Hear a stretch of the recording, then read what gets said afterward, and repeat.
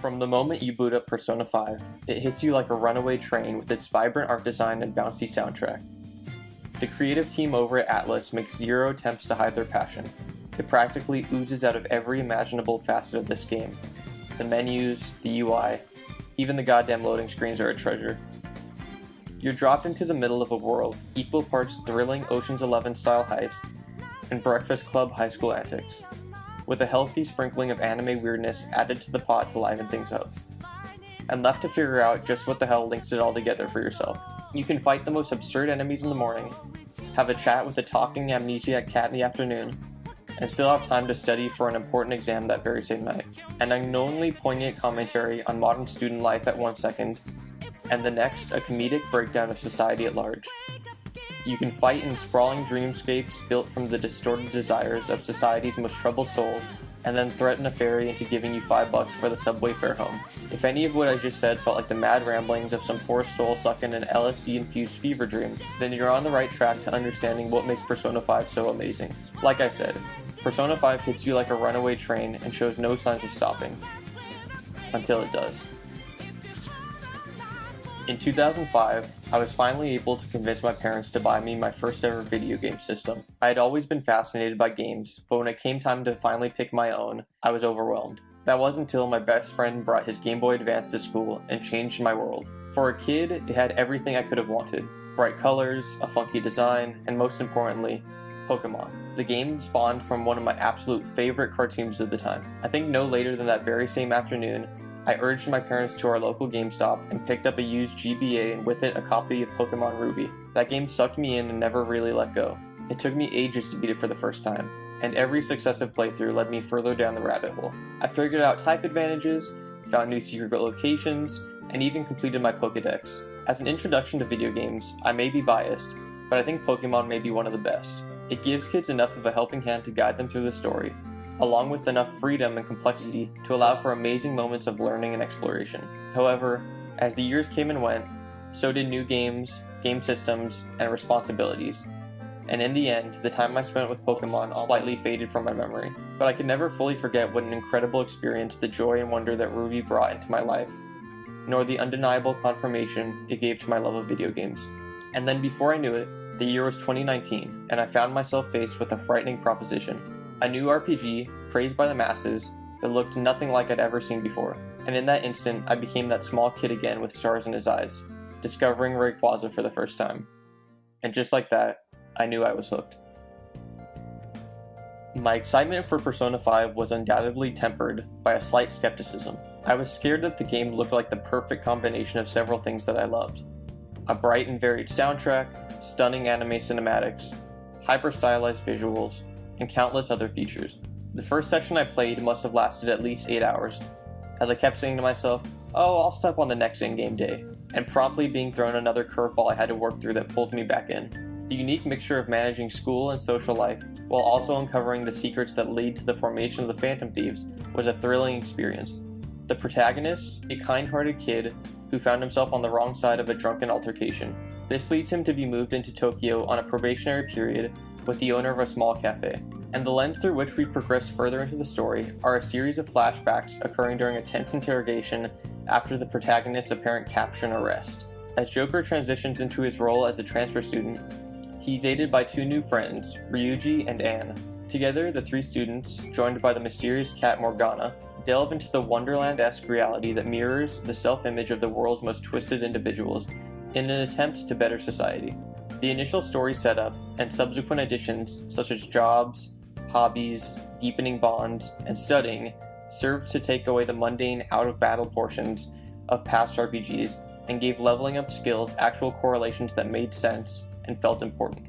Additionally, themes presented such as the two sides of freedom, represented by the Phantom Thieves and their counterparts, society's villains, are tied beautifully to the plot and never feel distracting. The combat is elevated by the interesting palace system, wherein the goal of taking down a target is not only limited in terms of time, but also dependent on your ability to work through the puzzles, traps, and sprawling floors of each palace.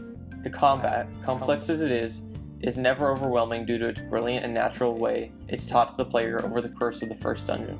It's the standard turn-based affair many of us know, boosted to brave new levels by elements such as the titular personas, different weapon types, hold-ups, all-out attacks, and a list of other features. Personas are the vehicle through which the party members are able to use elemental attacks, which pull from both ability power or even HP for some attacks, which makes for some troubling dilemmas at low health. Personas can be either captured or combined, which leads to a near infinite combination of stats and powers to be tinkered with, all of which occurring in the totally surreal prison sequences, accompanied by the comically proportioned Igor and his two contrasting persona guards. Sort of a good cop, bad copper team that gave me a few chuckles at some points. It's in combat also that the items and actions taken in the real world become incredibly important. For example, spending the day talking to the punk back alley doctor and gain access to better buffs and heal items. Or conversely, you could work longer hours to buy better gear from the shady replica arms dealer. The large and varied cast of side characters almost rivals the main cast at some points. The boss fights offer interesting and varied phases, while also cutting to some pretty dark issues, such as pedophilia, plagiarism, and more. It's everything you could want from a turn-based RPG combat system. All the while, the story and gameplay are ameliorated tenfold by the beautiful anime cinematics scattered in key points throughout the story, the singular artistic vision that dominates everything from the menus to loading screens, and perhaps my favorite addition to the whole game, the soundtrack. I couldn't give any higher praise to the opus that was created for this OST. It frames dark scenes in dramatic light, and just as equally can turn a boring walk around town into a funky, lighthearted stroll. In short, it's near perfect. I think it's clear I loved this game for countless hours, but then something happened. The rose-tinted glasses fell off, and behind the polish of Persona 5's surface, I was finally privy to the amalgamation of imperfections that broke the game apart. As I was playing, at a certain point I was reminded of my own time with Pokemon Ruby, and came to a realization that was hard to swallow. I kind of forced myself to enjoy it. When all the nostalgia was stripped away, I remembered the frustration I felt playing through it at times, and how many occasions I nearly gave up. Many of the grievances I have with Persona 5 are almost identical to those I discovered for Ruby. The most subtle, but also the most destructive, is the grind associated with RPGs. At some point, there will reach a time when the player hits a wall, and is forced to backtrack and mindlessly fight hordes of boring enemies to progress further.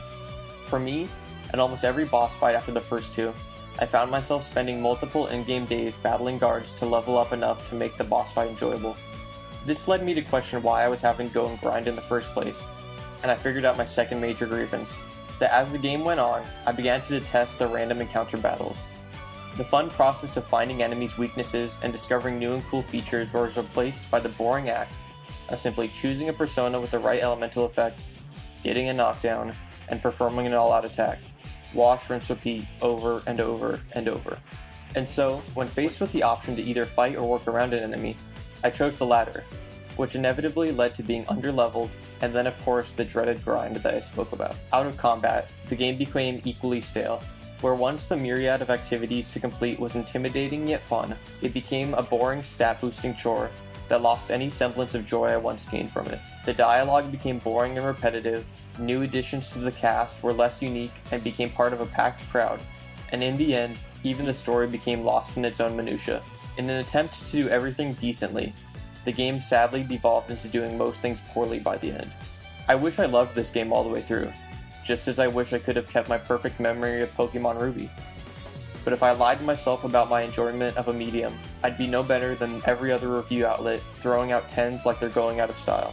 Instead, I'm much more content in experiencing good and bad games alike, with the hope that as I better my understanding of the work as a consumer, so will the creators. So go play Persona 5 and tell me what you think. If this game reminded me of one thing, it's that all perceptions are different, and whether they're right or wrong is a whole nother question entirely.